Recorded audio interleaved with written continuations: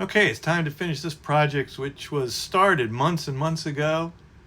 I started this one, basically I wanted to do this base, and I started using some foam core that I had. Foam core, as you can see, has a tough paper lining on the outside, and then there's foam on the inside, so it's kind of cool. You can do some cool stuff with it.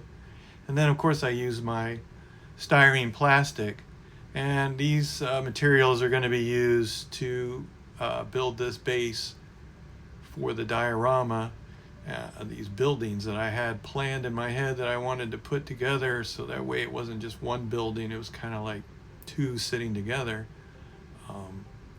So I started everything out, and I had to make the base fit the acrylic top so it fit over the top, and then I got a piece of wood and I stained it, and I just used that to enhance the look of the base and make it a little taller and just a little bit more pleasing to look at. So here I'm just gluing everything together. This scene, I used the Zouaves from ICM, as you're going to see later on, and they've got colorful uniforms. So here we go with the base and the acrylic top, and I sketch out and scale out, as you can see that figure there, to get a 1/35 scale scene to fit in here. Then of course with my plastic, I'm going to get all this and start cutting it, snapping it, scoring, snap, and then glue. And as I work on this, I have to make sure that everything fits with that acrylic top. Had some problems before, I have to adjust, etc. So as you can see here, I'm going to cut some windows out, doors, etc. And I had some references that I kind of went by to think about this project. I'm always looking at buildings, stuff like that, and definitely looked up World War I videos to see some of the events at the early part of World War I when the French were evacuated from the city via taxis, etc. If you want to research, you can find lots of videos on that. So you can see here I've got the scene kind of coming together. I used some of that foam in between the core to make stairs, etc. Now I'm getting out the magic sculpt, and I'm gonna start fleshing out different aspects of the scene, the walls, the groundwork, etc.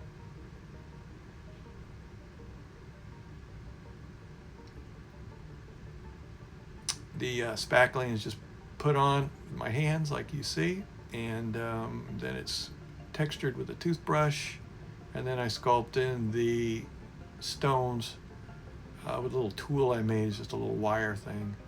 And here you can see the toothbrush, as I said, and if you watched my other videos, you've heard me say this before. This is the way I do it. Sorry it's a little bit monotonous and repetitious, but that's the way I've been doing these, and that's how I'm most comfortable at. Here's that little tool I made. It's just a paper clip bent, put into this pin vise, and I flesh out all the stones, and then I texture them again, and this also presses them down a little bit, and then I go back around the sharp edges and round them off a little bit here and there, just to bring out a little bit more realism. I use sheet styrene to make the doors, shutters, all the wooden elements that you can see in this scene, and you can see I use little pieces of models to get bolts and stuff off to detail it. And here I'm just kind of putting a acrylic paint over the styrofoam so it doesn't melt when I use other solvent type base paints. The roof was just styrene, and then the shutters were just pieces of styrene I cut. I want to incorporate these little flagstone walkway, and those are also pieces of styrene. I just cut the shape and put some sand in between, and that's going to create the groundwork effect in between the flagstones. I did this on that church scene, and this is exactly how I wanted my church scene to come out. If you all had seen the last video I had done on the church in Normandy, white glue and alcohol mixed together to adhere the sand in between flagstones, and here you can see basically it's completed. It's time to paint. It's painted black first, as always, and then a white highlight. And this is given all over the building. It just helps bring out some of the details so I can see it. It starts the process of painting to start getting some tones. And that way the paint that goes over this, it kind of creates a highlight for the paint that goes over as well. And here I'm just painting in, fleshing in some colors. You can see I did the grass a green, and I just put a little bit of color onto the flagstones there with buff.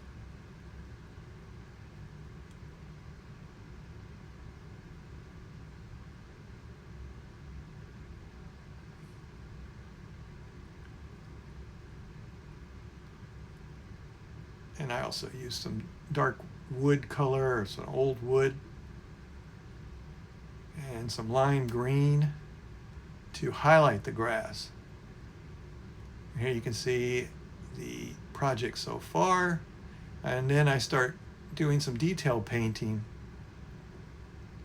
I just paint this in with acrylic paints, and you can see I'm going to start just fleshing out some of the stonework with different tones. And of course I use reference for the colors, and I've really done a lot of these French stones, so they comes pretty easy to me. And here I am doing the spackling to add the mortar in between the stones, etc. It's just put on with a brush. It's just vinyl spackling, wall spackling. And now I'm going to add some more coloring with just some kind of filters of thinned out acrylic paints, just so we don't have a stark looking finish on those flagstones. And then of course the famous oil wash, which is made with terpenoid odorless thinner, some burnt umber, and maybe a little bit of black mixed to it. And it's just put on as I see fit, more or less in certain areas. And that depends on shadows and just effects of weathering, whether an area is going to be a little more dirtied up or more moisture that's going to create more dirt, etc.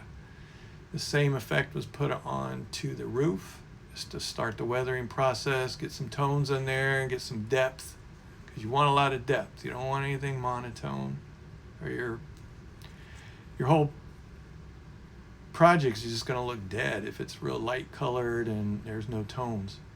And here you can see I started painting the doors using artist oils, and here's a little bit of dry brushing onto the diorama itself, just to start bringing out more detail, bringing out the tones, the details, etc. Dry brush the roof.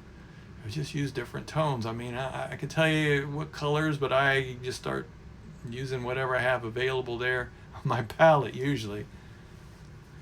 And then the details picked out on that little shutter door thing I made here, and just cracking it up here, putting some chips and cracks and just little details to bring out the look of this door, make it look more realistic. Just part of the weathering process. It's really fun, and it's just an enjoyable thing to do when you're working on these little pieces like this. And I'm using ground up pastels mixed with terpenoid to make the rust effects over the metal and bolts, nails, whatever you want to call these things that are on this little door.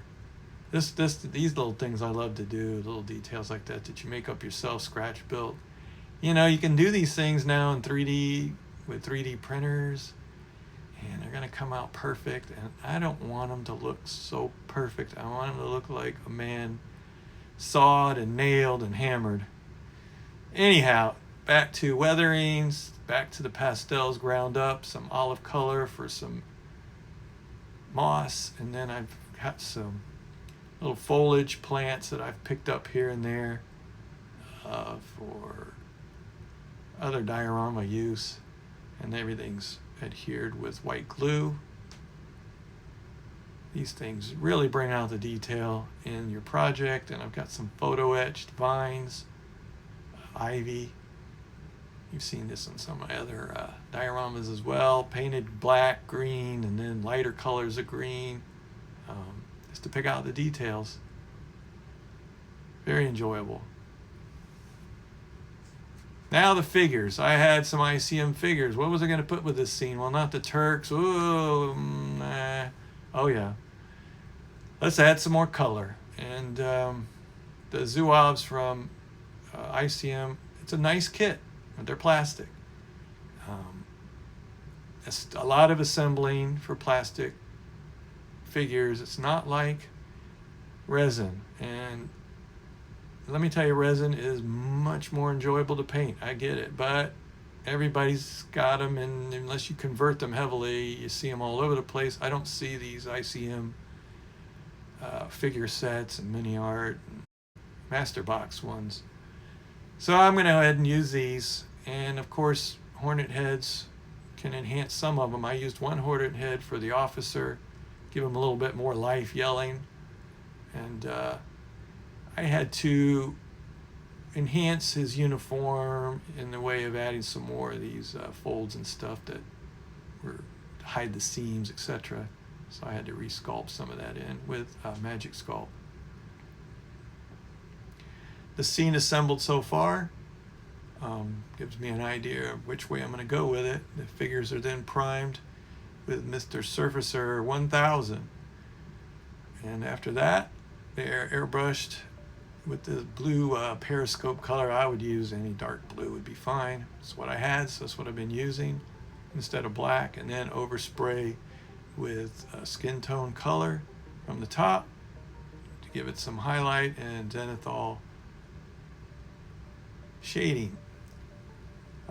And then I wanted to start painting. You get out my references for Zouave uniforms, World War I, and started painting the pants. I just wanted to see if I could get this red color right. If I got it right, then I was going to continue on with these guys and use those for this project for sure. Now, these are acrylic paints, and as you can see, I used 3 different shades to do the pants. I did not use white because white is going to just bleach out the red and make it look dead and just not as lively as a red pair of pants is going to look. So I used flesh for the highlights mixed with the red, and then Liquitex retarder and Tamiya flat base to mix a couple drops in with each bit of paint. And then I got artist oils out to start painting the shirts, blouse, tunics, whatever you want to call these. I didn't have any blue acrylic paint, so I got out my artist oils and I just used that to get these blue jacket tunics painted. The oils worked out really well, and finished it up, and it was on to the next part of painting. The faces were done in acrylics, and the rest of the uniform and equipment was all done in acrylics as well, just using the glazing techniques. You can go as far as you want with glazing techniques. And then the final reveal, take off the cover, and here's the final diorama, and I am finally finished with it. You may have seen this on a post I did months and months ago where I just showed the diorama base without the figures, and then I think I showed a few more figures on it in progress. But here it is completed. Love the color. The figures are tough. Let me tell you, they are not easy. There's a lot of work to these. They're not like resin figures. The detail is hard to pick out. It's more pronounced in resin figures, but what you have is something that's a little more unique, and I'm kind of pleased with it. So once again, thanks for watching. stay tuned. I'm working on more projects every day now.